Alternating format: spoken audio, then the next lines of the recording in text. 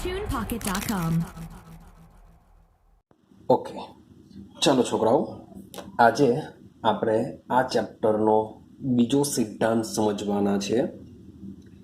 જે સિદ્ધાંતને આપણે શોર્ટ એન્ડ સિમ્પલ કહીશું VSEPR સિદ્ધાંત. આનું નામ છે, સોરી ફોર ધેટ, જે આપણે ટોપિક ભણવાના છે એ છે VSEPR સિદ્ધાંત, જેને કહેશું આપણે એનું ફૂલ ફોર્મ થશે valence V4 valence shell electron pair repulsion. પાછું રિપીટેશન કરું, શું થશે એનું નામ થશે valence shell electron pair repulsion, જેને આપણે ગુજરાતીમાં કહેશું વેલેન્સ એટલે કે સંયોજકતા, સેલ એટલે કે કોષ, ઇલેક્ટ્રોન એટલે આપણે ઇલેક્ટ્રોન કહેશું. ચાલો, પેર એટલે કે યુગ્મ, જોડકા યુગ્મ, સંયોજકતા કોષ ઇલેક્ટ્રોન યુગ્મ, રિપલ્સનનો મતલબ થાય અપાકર્ષણ. અપાકર્ષણ સિદ્ધાંત. તો થોડીક આઈડિયા આવી ગઈ હશે કે આ સિદ્ધાંત શું કહેવા માંગશે. સંયોજકતા કોષ અથવા તો બાહ્યતમ કક્ષાના ઇલેક્ટ્રોન યુગ્મ, અપાકર્ષણ મીન્સ કે બે જે ઇલેક્ટ્રોન હશે એ ઇલેક્ટ્રોન શું કરશે, એકબીજાને અપાકર્ષણ કરશે અથવા તો એનું યુગ્મ અપાકર્ષણ કરશે. તો આના પર જ આખી થિયરી રચાયેલી છે. અને કહી રાખું, તમારી સ્કૂલ લેવલ ઉપર આ જે થિયરી છે એની જે અભિધારણાઓ આવતી હોય છે એ મોસ્ટ આઈએમપી. VSEPR સિદ્ધાંત સમજાવો અથવા તેની અભિધારણાઓ સમજાવો તો આ જે થિયરી છે મોસ્ટ આઈએમપી. ક્લિયર છે? હવે આ વિડીયોની અંદર હું માત્ર ને માત્ર તેની અભિધારણાઓ પર જ ફોકસ કરવાનો છું. મીન્સ કે સ્કૂલ લેવલ પર જ આપણે આટલે સુધી રાખીશું. પણ JEE નીટ લેવલ પર આ કન્સેપ્ટમાંથી કેવા ક્વેશ્ચન નીકળે છે તેના માટે આપણે અલગથી એક વિડીયો બનાવીશું. તો હમણે માત્ર ને માત્ર શું કરીશું, આપણે VSEPR સિદ્ધાંતને આપણે સમજવાનો પ્રયત્ન કરીશું અને એના રિલેટેડ જે ક્વેશ્ચન પૂછાય છે JEE નીટ છે, IIT છે, તો એ બધા માટે આપણે શું કરીશું, એક નવો વિડીયો બનાવીશું. સિમ્પલ છે પણ પહેલા આને સમજવું પડશે અને થોડુંક મેમરાઇઝ કરવું પડશે, કારણ કે કેટલીક જે વસ્તુ છે એ થોડીક એક્સેપ્ટ કરવી પડશે કે જે લખેલું છે એ આપણે લઈ લેવું પડશે કે ચાલો ભાઈ આ સાચું છે. રેડી છે? ચાલો, તો સમજતા જશું. જરાક નાના પોઈન્ટ છે તમારે યાદ રાખવા પડશે. તો સૌથી પહેલી વસ્તુ કે જે આ સિદ્ધાંત છે શા માટે આવ્યો, મુખ્ય છે શા માટે આ સિદ્ધાંત આવ્યો. નાની પાનું કે ઇલેક્ટ્રોન ઉપર માઇનસ છે, બીજા ઇલેક્ટ્રોન ઉપર માઇનસ હશે, બે ઇલેક્ટ્રોન વચ્ચે અપાકર્ષણ થવાનું, ફોર્સ સો વોટ, એનાથી શું થશે. તો મેઇન છે VSEPR સિદ્ધાંતનો મુખ્ય ઉપયોગ છે અણુનો આકાર જાણી શકાય. તમારો કોઈ પણ પ્રકારનો જે અણુ હોય છે એ અણુનો આકાર જાણવા માટે VSEPR સિદ્ધાંત ખૂબ જ અગત્યનો છે. ક્લિયર છે? અને આ જે અણુ છે એ મોટે ભાગે અણુ કયા હોય છે, સહસંયોજક બંધ ધરાવતા જે અણુઓ છે એ અણુનો આકાર જાણવા માટે ઉપયોગી છે. હવે આ સિદ્ધાંત શા માટે આવ્યો? તો આ સિદ્ધાંત આવવાનું રીઝન એવું છે કે યાદ કરો, આપણે પહેલો સિદ્ધાંત સમજીને આવ્યા લુઈસ અભિગમ સમજીને આવ્યા. પણ લુઈસ સિદ્ધાંત દ્વારા આપણે અણુનો આકાર જાણી શકતા નથી. લુઈસ દ્વારા અણુ કેવી રીતે રચાયો છે એ જાણી શકાય છે, કે અણુ કેવી રીતના બન્યો છે, કેવી રીતના પરમાણુ જોડાયા છે એ જાણી શકીએ છીએ. પરંતુ એ અણુનો આકાર શું હશે એ લુઈસ સિદ્ધાંત દ્વારા જાણી શકાતું નથી. તો કોઈ પણ સહસંયોજક બંધથી જોડાયેલા અણુનો આકાર જો મારે જાણવો હોય તો એ મારે આપણે શાની પાસે જવું પડશે? VSEPR સિદ્ધાંત પાસે જવું પડશે. તો ભાઈ આ જે સિદ્ધાંત છે ભાઈ કોણે રચ્યો છે, કોણે આપ્યો છે? તો આ સિદ્ધાંત ઈસવીસન 1940 ની અંદર બે વૈજ્ઞાનિકો, એક હતો સિજ્વિક અને બીજો વૈજ્ઞાનિક છે પોવેલ. તો સિજ્વિક અને પોવેલ નામના વૈજ્ઞાનિકો દ્વારા આ સિદ્ધાંત આપવામાં આવ્યો છે. યાદ રહેશે, 1940માં સિજ્વિક અને પોવેલ દ્વારા આ સિદ્ધાંત આપવામાં આવ્યો છે. પરંતુ યાદ રાખજો ઈસવીસન 1957ની અંદર 1957ની અંદર પાછા બે વૈજ્ઞાનિકો આવ્યા. નામ યાદ રાખવાના છે તમારે, નાઇલ હોલ્મ અને બીજો આવ્યો ગિલેસ્પી. બીજો કોણ આવ્યો? ગિલેસ્પી. તો આ બે વૈજ્ઞાનિકોએ VSEPR સિદ્ધાંતને વધુ વિકસિત સ્વરૂપે દર્શાવ્યો અથવા વિકસાવ્યો, વોટ એવર જે બી બોલવું હોય તે બોલો. તો સૌથી પહેલા આની બેઝિક ઇન્ફોર્મેશન યાદ રહેવી જ જોઈએ. તો પાછું રિપીટેશન કરું, સમજતા જજો બરાબર.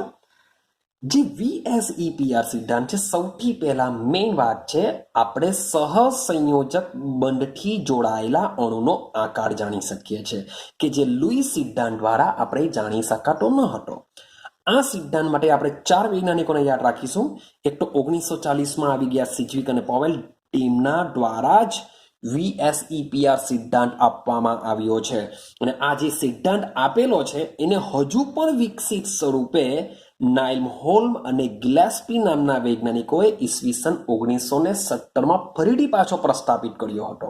શબ્દ બોલું છું, ફરીથી પાછો પ્રસ્થાપિત કર્યો હતો. આટલું ક્લિયર? તો હવે સૌથી પહેલા સમજીએ VSEPR સિદ્ધાંતની અવધારણા, મીન્સ કે સિજ્વિક અને પોવેલ દ્વારા જે VSEPR સિદ્ધાંત આપવામાં આવ્યો છે તેને સમજીશું. મીન્સ કે જો તમને એક્ઝામમાં પૂછાય તો આ બધી અભિધારણાઓ જ તમારે લખવાની હોય છે. તો સમજીએ આપણે VSEPR સિદ્ધાંતની મુખ્ય અભિધારણાઓ. ચાલો, તો આ જેટલી બી અભિધારણા છે તમારે શું કરવાની છે? બરાબર યાદ રાખવી પડશે. મીન્સ કે જે આપેલી છે એને આપણે એક્સેપ્ટ કરવું પડશે. હા, એમાં જે સમજાવવાનું હોય છે હું તમને સમજાવી દેવા, પણ એક્ઝામમાં જો પૂછાય તો મીન્સ કે તમારે શું કરવું પડશે? આ બેઠા પોઈન્ટ તમારે કમ્પ્લીટલી લખાવા જોઈએ. અને મોસ્ટ આઈએમપી છે, મીન્સ કે અભિધારણા તમારે કોઈ બી હિસાબે આ ચેપ્ટરમાંથી કરવું પડશે જ. રેડી છે? અને મોટે ભાગે આ ચેપ્ટરમાંથી આઈ થિંક સો ફર્સ્ટ એક્ઝામમાં 5 માર્ક્સનો ક્વેશ્ચન નીકળતો હોય છે. સેકન્ડ એક્ઝામમાં પણ મોટે ભાગે 3 માર્ક્સનો ને એન્યુઅલમાં પણ તમને 5 માર્ક્સનો ક્વેશ્ચન આમાંથી જોવા મળી શકે. તો મોટે ભાગે 3 કે 5 માર્ક્સ માટે આ પૂછાતો હોય છે, માટે પ્રિપેરેશન કરવું ખૂબ જ જરૂરી છે. ચાલો, તો સમજીએ VSEPR. તો એને પહેલી અભિધારણા છે. સૌથી પહેલા મેઇન કામ છે આપણે અણુનો આકાર જાણવા માટે આ સિદ્ધાંત આવ્યો છે. તો પહેલો પોઈન્ટ છે કે અણુનો આકાર. હવે આ જે અણુનો આકાર છે, યાદ રાખજો હંમેશા આપણે મધ્યસ્થ પરમાણુની આજુબાજુ કેટલા બંધો છે એના દ્વારા જ સમજીશું. કારણ કે JEE નીટમાં આ પહેલો પોઈન્ટ બહુ કામ લાગશે, કારણ કે એમાં હું આ બધી રીતના ડિટેલમાં વાત નથી કરવાનો. તો આ વિડીયોને બરાબર સમજજો, પછી જ હું પેલો વિડીયો મૂકવાનો છું. માટે આ જે અણુનો આકાર છે એ અણુનો આકાર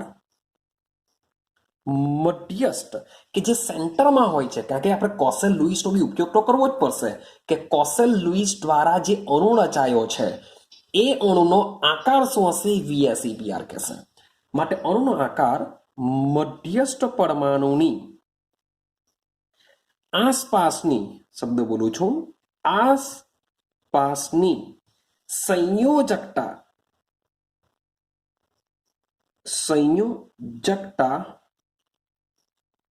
કોષના ઇલેક્ટ્રોન, આખું લખતો નથી, ખાલી લખી દઉં છું, ઇલેક્ટ્રોન યુગ્મની સંખ્યા ઉપર આધાર રાખે છે.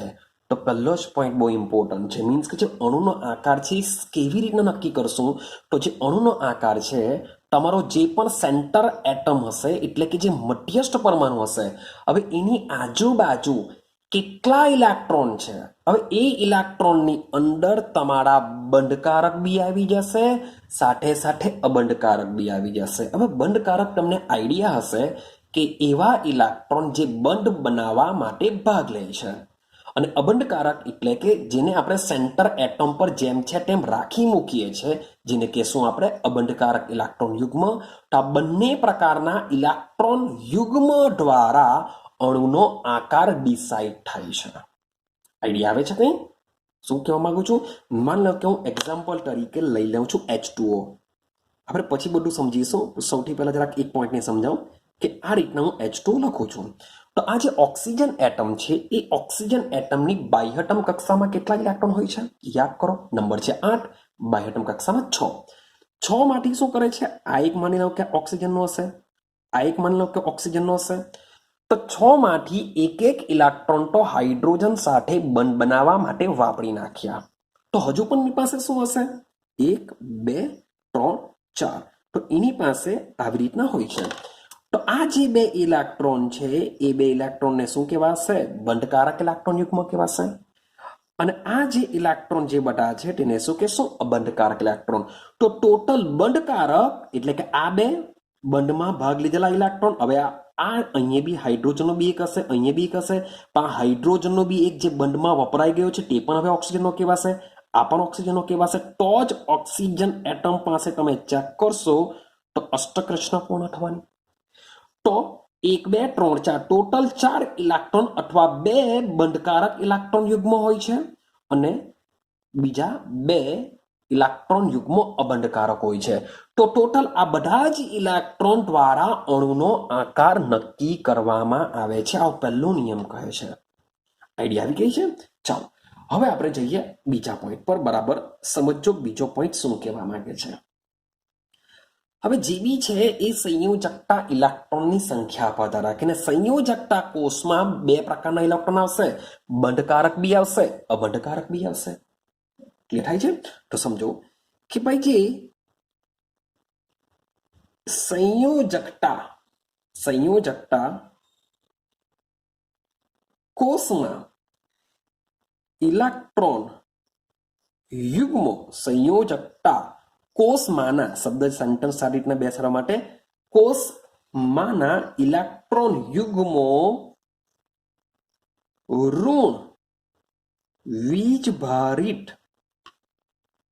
હોવાથી, ઇલેક્ટ્રોન પર શું હોય છે? ઋણ વીજભાર હોય છે. તો સંયોજકતા કોષમાંના ઇલેક્ટ્રોન યુગ્મો ઋણ વીજભારિત હોવાથી તેઓ, એટલે કે ઇલેક્ટ્રોન યુગ્મોની વાત ચાલે છે કે ઇલેક્ટ્રોન યુગ્મો ઋણ વીજભારિત હોવાથી તેઓ શું કરશે? એકબીજાને અપાર કરશે છે. શું કરશે? તેઓ એક બીજાને અપાર કરશે છે. એટલે કે ઇલેક્ટ્રોન યુગ્મો વચ્ચે શું થવાનું? અપાકર્ષણ. યાદ રાખજો, આપણે સિદ્ધાંત એવો કહે છે, હું માત્ર ઇન્ડિવિઝ્યુઅલ એક ઇલેક્ટ્રોનની વાત નથી કરતો, હું જોડકાની વાત કરું છું. મીન્સ કે જોડકાઓ રહેશે, લડવા જશે તો 2 જણા સાથે લડવા જશે, ભલે દુશ્મન હોય પણ એ બીજો બંનેનો દુશ્મન અલગ છે. તો આ 2 વચ્ચે ભલે નેગેટિવ છે, મીન્સ કે એક ઇલેક્ટ્રોન બી ઋણ વીજભાર, બીજો બી ઋણ વીજભાર, પણ તેમ છતાં પણ એ લોકો શું કરશે? એક સાથે રહેશે. આ ઇલેક્ટ્રોનનું જોડકું એક સાથે રહેશે. તો આ બંને જોડકાઓ શું કરશે? એકબીજાને અપાકર્ષણ કરશે. તેવી રીતના આ બધા બી, મીન્સ કે અંદર જેટલા પણ સેન્ટર એટમની આજુબાજુ ઇલેક્ટ્રોન યુગ્મ હશે જે ઋણ વીજભારિત હોવાથી તેઓ એકબીજાને શું કરે છે? અપાકર્ષે છે. તો સૌથી પહેલા આપણે સમજવું પડશે કે આ જે અપાકર્ષણની માત્રા, કારણ કે ઇલેક્ટ્રોન યુગ્મ બે પ્રકારના છે. સેન્ટર એટમની આજુબાજુ અથવા તો સંયોજકતા કોષમાં ઇલેક્ટ્રોનના બે પ્રકાર હોય છે. એક હોય છે બંધકારક અને બીજા પ્રકાર હોય છે અબંધકારક. તો તેમની વચ્ચે અપાકર્ષણ શું સમાન થવાનું? તો ના ભાઈ, અલગ અલગ થશે. તો એની માત્રા શું થશે? તો યાદ રાખજો કે ઇલેક્ટ્રોન યુગ્મની અપાકર્ષણની માત્રા નીચેના ક્રમમાં હોય છે.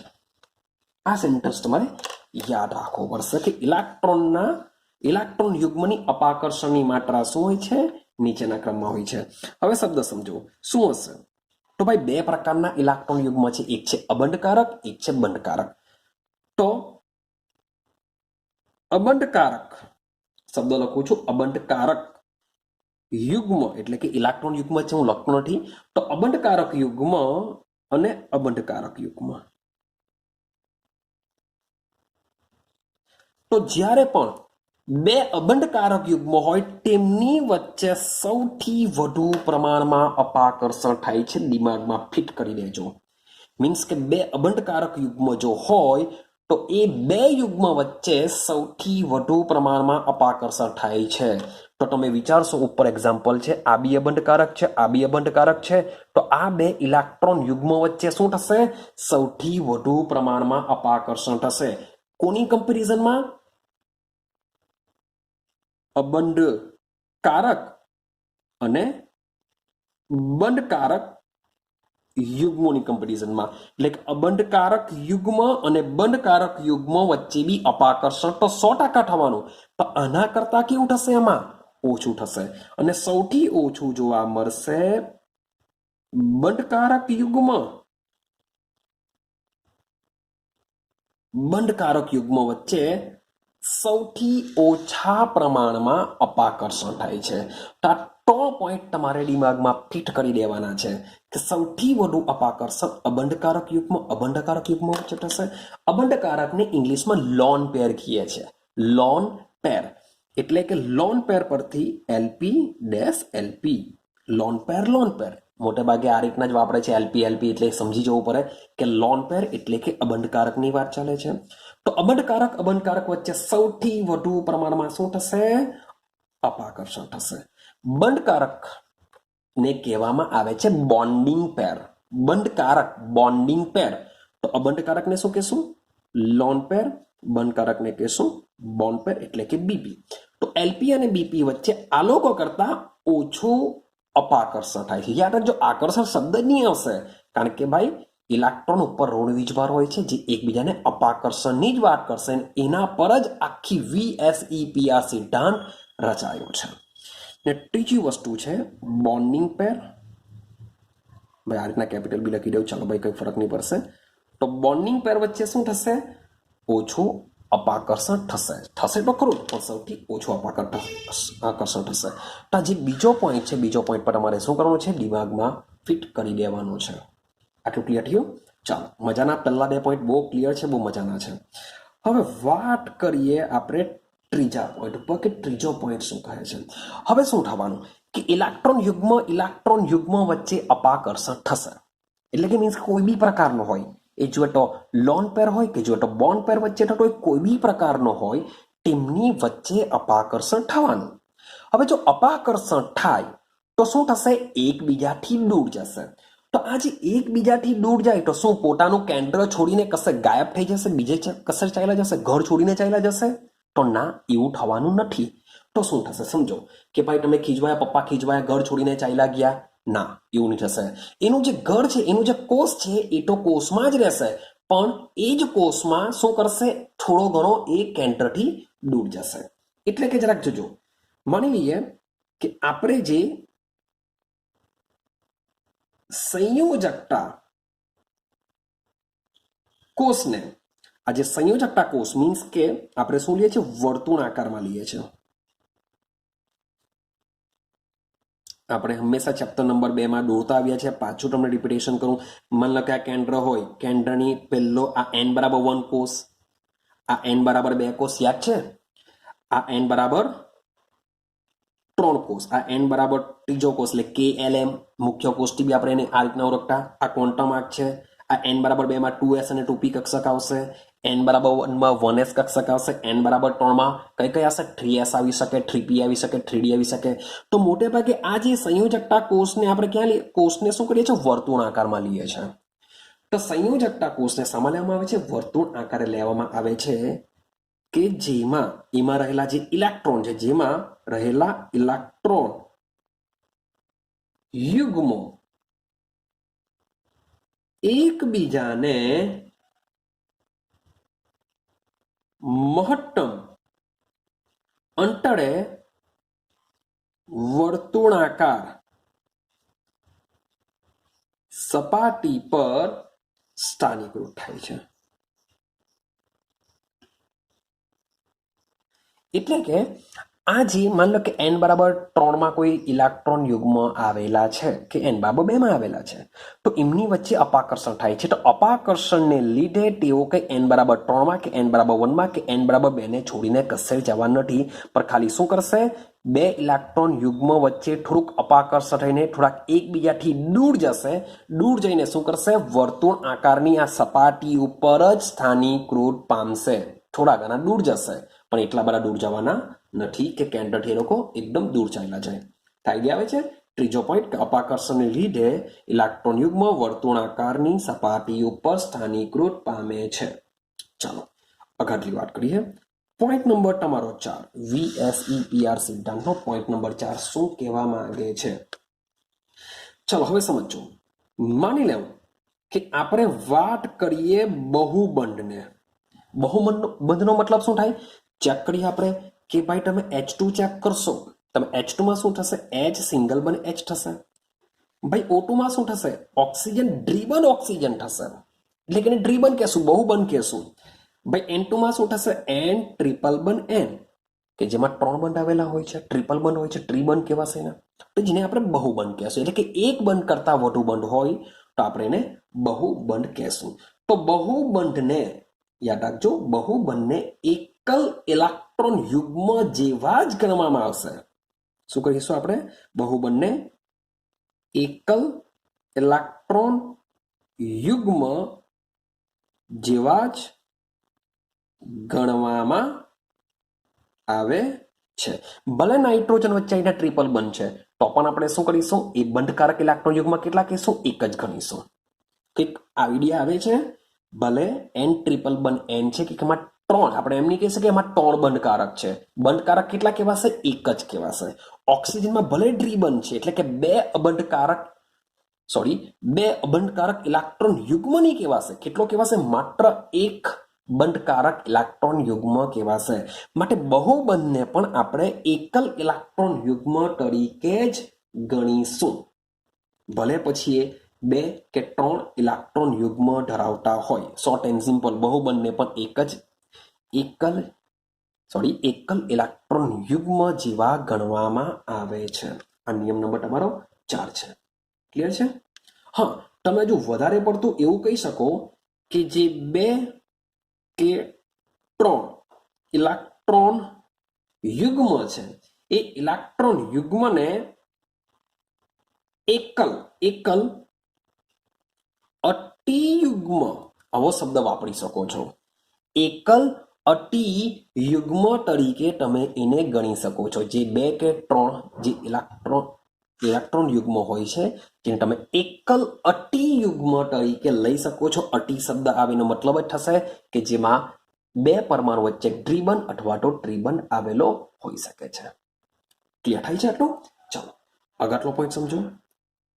પોઈન્ટ નંબર વાત કરીએ 5મો. સમજો. ચાલો હવે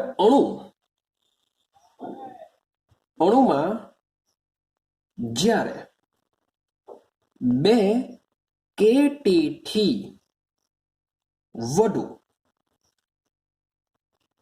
સંસ્પંદન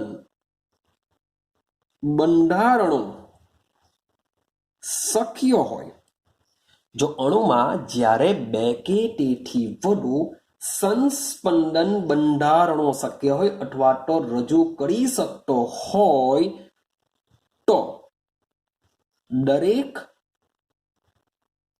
બંધારણ માટે દરેક બંધારણ માટે VSEPR સિદ્ધાંત લાગુ પાડી શકાય છે. શું થશે? VSEPR સિદ્ધાંત શું કરી શકીએ છે? લાગુ પાડી શકીએ છે. શું સમજાવવા માંગુ છું? માન લઉં કે મારી પાસે CO3-2 છે. આ એક અણુ છે. મારે આનો આકાર જાણવો હોય, હું ખાલી 5મો પોઈન્ટ સમજાવું છું. હમણાં અણુના આકાર વિશે તમારી પાસે વાત કરતો નથી. તો CO3-2 છે. આ નિયમ કેવી રીતના કામ કરે તો સમજો. C ડબલ બંધ O સિંગલ બંધ O સિંગલ બંધ O. હું અબંધકારક ઇલેક્ટ્રોન યુગ્મને દર્શાવતો નથી, હું ખાલી આટલું લખું છું. આ એક આપણું લુઈસ બંધારણ છે. હવે સમજો C સિંગલ બંધ O ડબલ બંધ O સિંગલ બંધ O, અહીંયા માઇનસ તો આ બીજું સંસ્પંદન બંધારણ છે. સેમ એવું C અહીંયા ત્રિબંધ લઈ લઉં, અહીંયા સિંગલ બંધ લઈ લઉં, અહીંયા સિંગલ, અહીંયા માઇનસ તો આ ત્રીજું સંસ્પંદન બંધારણ છે. તો આ ટોનેટો સંસ્પંદન જે બંધારણો છે તે દરેક માટે આપણે VSEPR સિદ્ધાંત લાગુ પાડી શકીએ છીએ.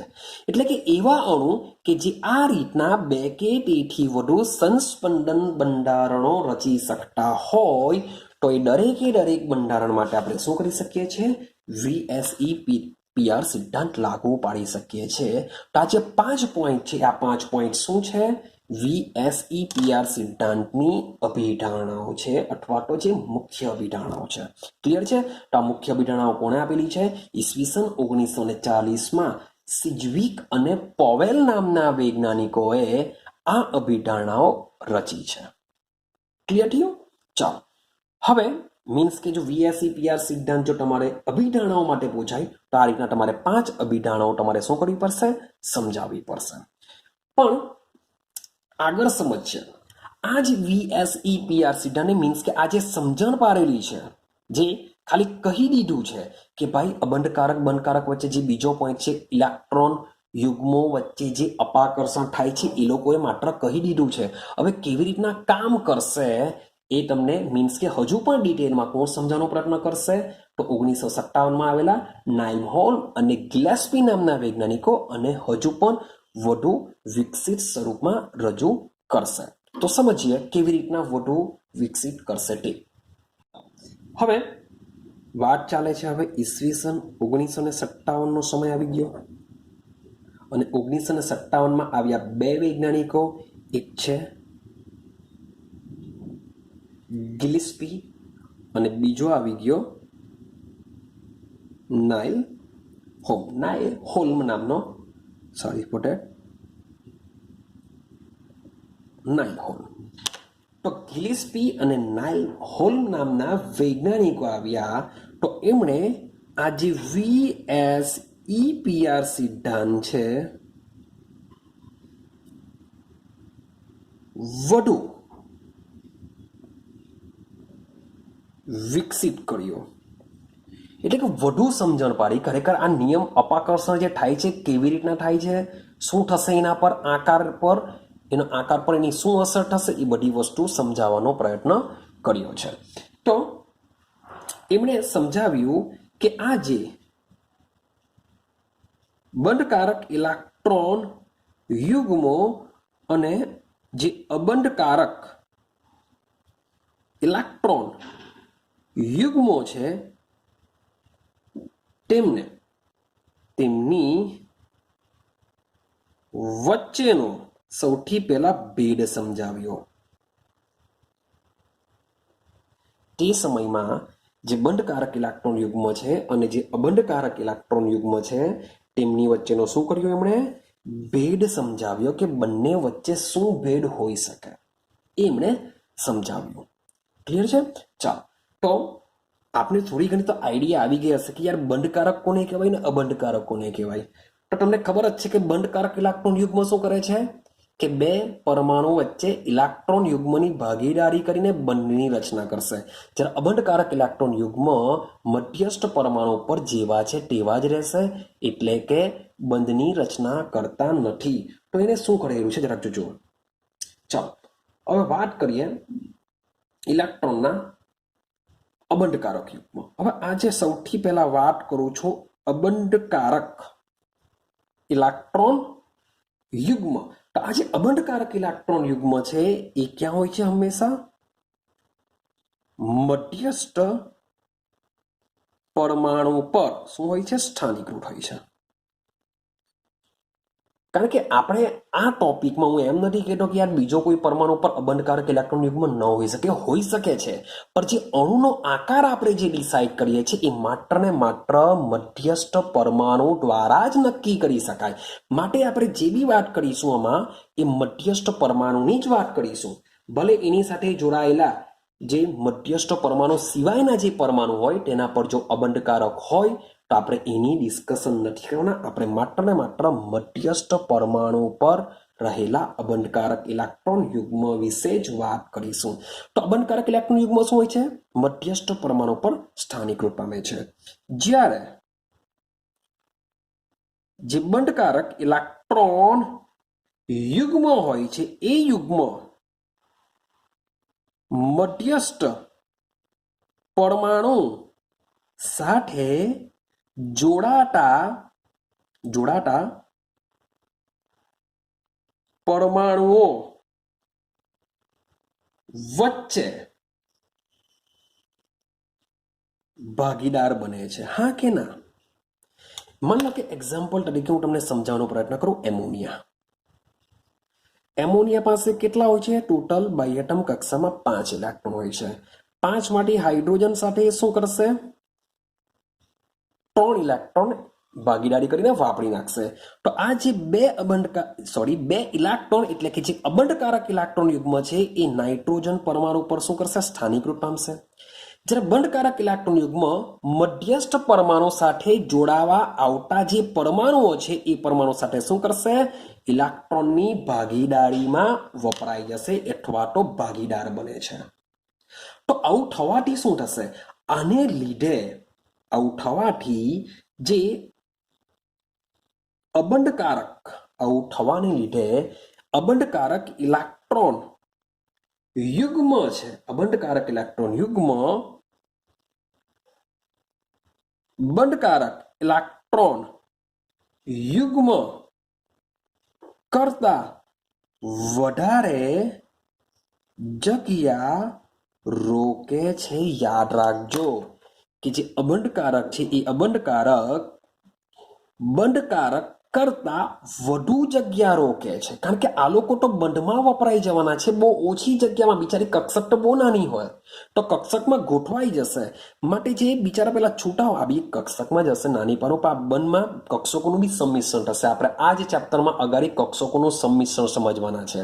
આના પછીની જે થિયરી છે વિવિધ થિયરી, વેલેન્સ બોન્ડ થિયરી, તેમાં આપણે સમજીશું. માટે એટલું યાદ રાખો કે આ જે બંધકારક ઇલેક્ટ્રોન યુગ્મ જે હોય છે એના કરતા જે અબંધકારક ઇલેક્ટ્રોન યુગ્મ હોય છે શું કરે છે? વધારે જગ્યા રોકે છે. કોણ રોકશે? અબંધકારક. જો અબંધકારક જો વધારે જગ્યા રોકતા હોય, આવું કોણ સમજાવે છે? ગ્લિસ્પી અને નાઇલ હોર્ન સમજાવે છે.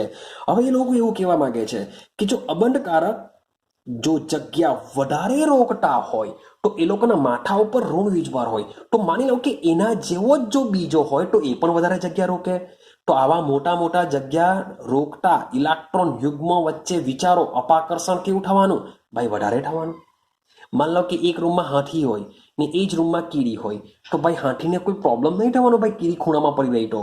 પણ હાથી અને બે હાથી ભેગા થયેલા હોય તો શું થશે? ઘણી બધી જગ્યા રોકાઈ જશે. જગ્યા વધારે રોકે છે તો ઘણી બધી લડાલડી થશે જગ્યા માટે. તો થોડુંક લોજિક લગાડો. શું થશે? અબંધકારક ઇલેક્ટ્રોન યુગ્મ બંધકારક કરતા વધારે જગ્યા રોકતા હોવાને લીધે જ અબંધકારક ઇલેક્ટ્રોન યુગ્મ અબંધકારક ઇલેક્ટ્રોન યુગ્મો વચ્ચે શું થશે? વધુ અપાકર્ષણ જોવા મળે છે. શું થશે? વધુ અપાકર્ષણ તમને જોવા મળે છે. હવે સમજો બીજો એક પોઈન્ટ એવો બી બને જેવી રીતના સેમ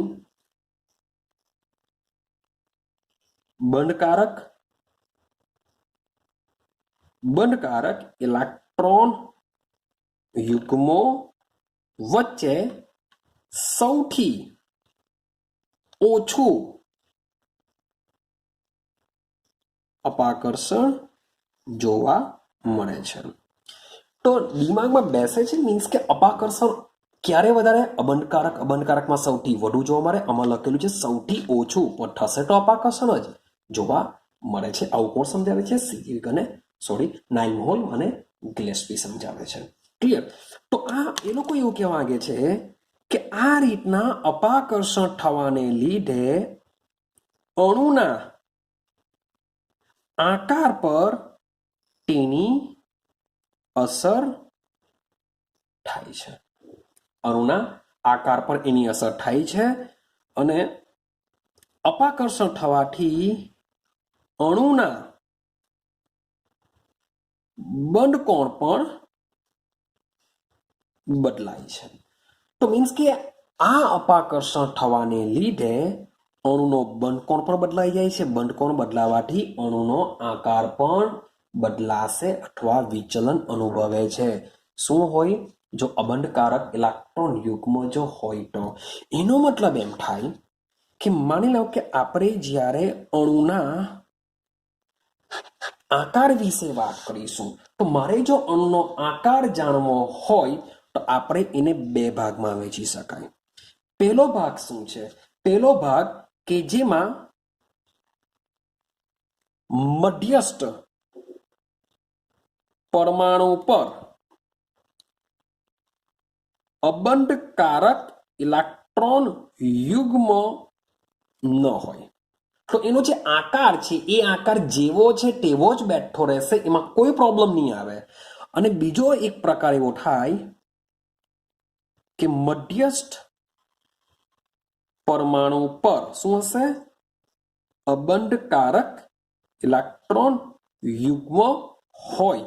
ભલે જો તો 1 હોય, 2 હોય, 3 હોય, વોટ એવર, ગમે તેટલા પ્રકારમાં હોય, પણ અબંધકારક ઇલેક્ટ્રોન યુગ્મની હાજરી હોય તો જે ખરેખર નોર્મલ આકાર જોવા મળતો હોય છે તે જોવા મળશે નહીં. એટલે કે આકાર કેવો થઈ જશે? બદલાઈ જશે. મીન્સ કે તમને બુકમાં એકચ્યુઅલી બે કોષ્ટક આપેલા છે. જે પહેલું કોષ્ટક છે એ એવો આકાર ધરાવે છે કે જેમાં અબંધકારક ઇલેક્ટ્રોન યુગ્મ ન હોય. એક સીધું સિમ્પલ એક્ઝામ્પલ તમને આપું છું. માન લો કે હું જ્યારે વાત કરા CH4, હું વાત કરા એમોનિયા,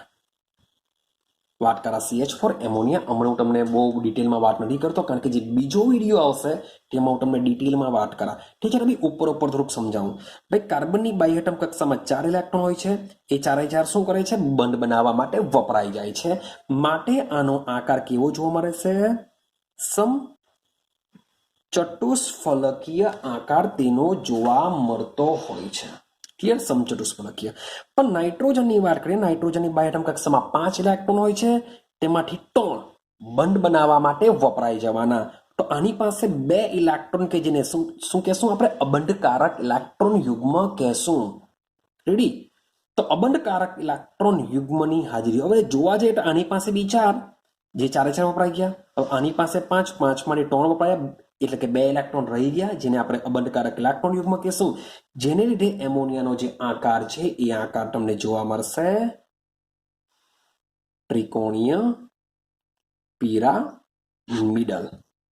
હવે તમને મજાની એક વાત એવી કરા કે આ જે બંનેનું જે સંકરણ હોય છે, આનું બી sp3 હોય છે, આનું બી sp3 હોય છે. આ સંકરણ શું છે એને સમજવા માટે આપણે શું કરીશું? એક આના પછીનો જે મીન્સ કે કન્સેપ્ટ છે સંકરણ, આના પછી મીડી શું આવશે? આ ચેપ્ટરમાં આપણે સમજવાના છે સંકરણ. એટલે કે સંકરણ સમજ્યા બાદ તમને આઈડિયા આવી જશે કે સંકરણ ખરેખર શું છે. રેડી?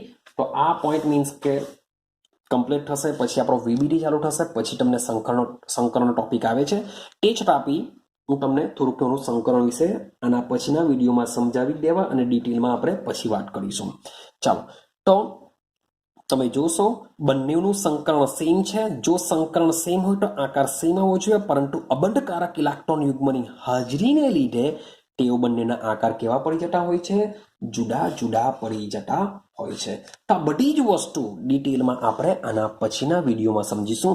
મીન્સ કે આના પણ સેમ બધા જ મોલેક્યુલ સમજીશું, આના પર બધા મોલેક્યુલ સમજીશું. JEE નીટમાં IITમાં કેવા પ્રકારના ક્વેશ્ચન પૂછાય છે, આ પોઈન્ટમાંથી શબ્દ બોલું છું, આ પોઈન્ટમાંથી એનો આપણે એક નેક્સ્ટ વિડીયો બનાવીશું, જેમાં તમને ડિટેલમાં વાત કરી હશે. ક્લિયર છે? જેની હું હમણાં વાત કરતો નથી, કારણ કે એની લેન્થ મોટે ભાગે આપણો જેટલો આ વિડીયો છે એના જેટલો બીજો વિડીયો બનશે, જેમાં હું બંને કોષ્ટક વિશે વાત કરી લેવા. ક્લિયર છે? ગોખવાની એમાં જરૂર નહીં પડશે. ચાલો ત્યાર પછી વાત કરીએ. રેડી? સમજો બરાબર. હવે આ જે VSPR સિદ્ધાંત છે, આ જે VSPR જે સિદ્ધાંત છે, એ સિદ્ધાંત મોટે ભાગે કયા અણુઓના આકાર સમજાવવા થશે? તો યાદ રાખજો, મોટે ભાગે જે પી વિભાગના જે તત્વો છે, તો પી વિભાગના તત્વો અન્ય પરમાણુ સાથે જોડાઈને જે અણુ બનાવે છે, તો આ અણુનો ભૂમિતિનો આકાર જાણવા માટે VSEPR સિદ્ધાંત અગત્યનો છે. મીન્સ કે તમને 1 માર્ક્સમાં બી પૂછી કરે કે ભાઈ કયા વિભાગના તત્વોના આકાર જાણવા માટે VSEPR સિદ્ધાંત અગત્યનો છે? તો ભાઈ આન્સર શું હશે? પી વિભાગના તત્વો. તો આવી બધી વસ્તુ મીન્સ કે VSQ માં પૂછાય છે, નાની નાની વસ્તુ જે તમારે ક્લિયર કરવાની હોય છે, જે યાદ રાખવાની હોય છે. ક્લિયર છે? ચાલો આગળ સમજીએ. બીજો એનો ઇમ્પોર્ટન્સ શું છે તો સમજો. માન લો કે મારી પાસે બે સંસ્પંદન બંધારણો છે, એટલે કે બે બંધારણો છે. તો ભાઈ બે બંધારણો જો હોય તો આ બંને વચ્ચે 100% શું હશે? ઉર્જાનો તફાવત હશે. કોઈ એકની વધારે હશે, કોઈ એકની ઓછી હશે. ભલે ઉર્જા ગમે તેટલો તફાવત હોય, બંને અલગ અલગ બંધારણ છે, તેમ છતાં પણ આ બધાના જ આકાર સમજાવવા કેવો થયો છે? સફળ નીવડ્યો છે.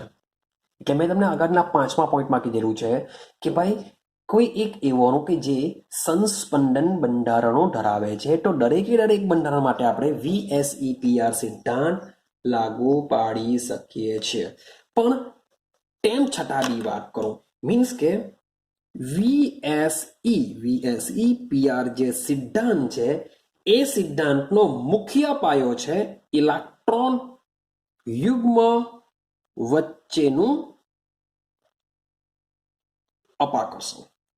ઇલેક્ટ્રોન યુગ્મ વચ્ચેનું અપાકર્ષણ, એ અપાકર્ષણને લીધે એના આકારમાં શું ફરક પડે છે એને સમજાવવા માટે આવે છે. પણ તેમ છતાં પણ આ જે સિદ્ધાંત છે, એ સિદ્ધાંત આકાર સમજાવી શકે છે, પણ હજુ પણ ઘણી બધી એમાં સ્પષ્ટતા નથી.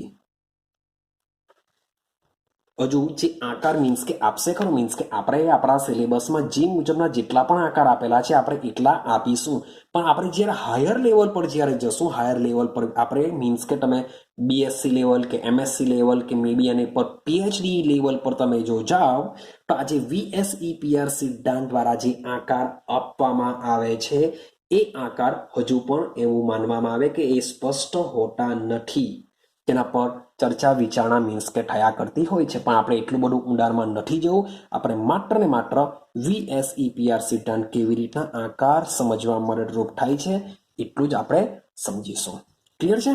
તો બસ એક જ શોર્ટ મીન્સ કે 45 મિનિટનો મે બી આ જે વિડીયો બન્યો હશે, એટલો જ વિડીયો તમારો VSEPR સિદ્ધાંતનો છે. મીન્સ કે એમ ખાલી બુક લેવલ પર જોવા જઈએ, ખાલી સ્કૂલ લેવલ પર જોવા જઈએ, તો એક જ માં તમારો જે બીજા નંબરનો જે સિદ્ધાંત છે VSEPR સિદ્ધાંત, એ કેવો થઈ જાય છે? કમ્પ્લીટ થઈ જાય છે. કારણ કે અને પછીનો જે કન્સેપ્ટ સીધો ચાલ્યો જશે VBT પર. મેં તમને પહેલા જ વિડીયોમાં કીધેલું, આ ચેપ્ટર માત્ર 4 જ સિદ્ધાંતથી બનેલો છે.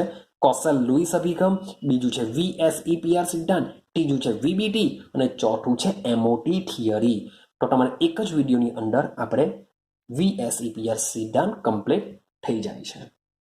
ક્લિયર? પણ તેમ છતાં પણ આપણે JEE નીટ કન્સેપ્ટ પણ આમાંથી કયા ક્વેશ્ચન પૂછાય છે એને આપણે પછીના વિડીયોમાં ડિસ્કશન કરીશું. લેશો. તો મે બી એવું બી થાય કે મે બી આના પછીનો નેક્સ્ટ વિડીયો બનાવી દઉં, અથવા તો સૌથી પહેલા હું તમને વીબીટી સમજાવવા, અને વીબીટી પછી કક્ષો સંકરણ આવશે. વીબીટી પછી શું આવશે? સંકરણ આવશે. તો સંકરણને સમજાવ્યા બાદ તમને આ વિડીયો બનાવવાનો હું પ્રયત્ન કરા, કારણ કે સંકરણ સમજવું બહુ જરૂરી છે. સંકરણ ખબર પડશે તો જ તમને અણુના આકાર વિશે આઈડિયા આવી શકે. કારણ કે મેં તમને sp3 કહી દીધું, પણ એ કેવી રીતના છે, કેવી રીતના આવેલું છે, તો એ પણ સમજવું પડશે. તો મે બી એ જે વિડીયો છે હું શું કરા, સંકરણ ટોપિક ક્લિયર થયા પછી હું તમને આના JEE નીટ કન્સેપ્ટના વિડીયો અને સાથે સાથે સંકરણ બી તમને ડિટેલમાં તમને હું સમજાવી દેવા. ક્લિયર છે? તો મળીશું આપણે નેક્સ્ટ વિડીયોની અંદર. આપણે હવે આના પછીનો સિદ્ધાંત સમજવાના, VBT. એ પણ મોસ્ટ આઈએમપી મીન્સ કે પછીનો જે બી સિદ્ધાંત છે એ બહુ ઇમ્પોર્ટન્ટ છે. એમાંથી તમને ક્વેશ્ચન દેખાવાના ચાન્સ વધારે હોય છે. ક્લિયર છે? તો મળીશું હવે આપણે નેક્સ્ટ વિડીયોની અંદર.